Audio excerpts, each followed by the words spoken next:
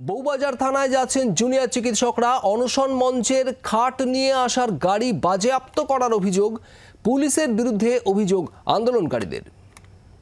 এই মুহূর্তে ধর্মতলার আন্দোলন মঞ্চ অর্থাৎ অনশন মঞ্চ যেখানে রয়েছে সেখান থেকে একটি বিশাল মিছিল বউবাজার থানার দিকে যাচ্ছে, যেখানে রয়েছেন বহু সাধারণ মানুষ, রয়েছেন জুনিয়র ডাক্তাররা।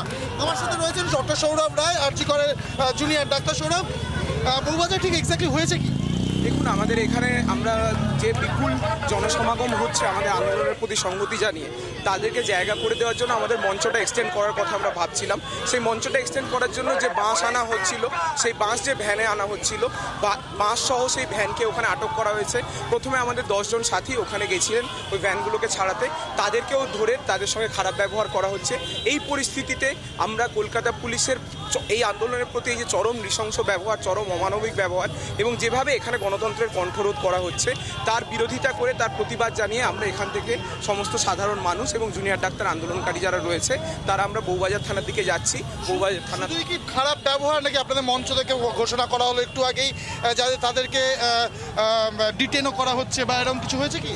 তাদেরকে হুমকি দেওয়া হয়েছে যে তারা যদি ওখানে ভ্যানগুলো ছাড়াতে চায়, ভ্যানগুলো ছাড়ানোর জন্য জোরজার করে, সেখানে তাদেরকে ডিটেন করা হবে।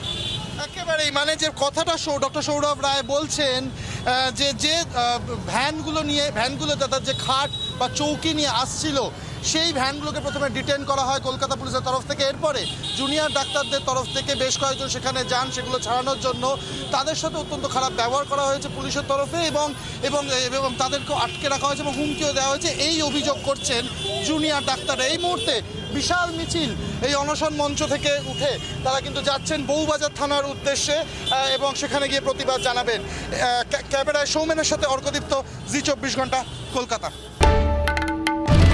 বাংলার আওয়াজ, বাঙালির আবেগ, জি 24 ঘন্টা।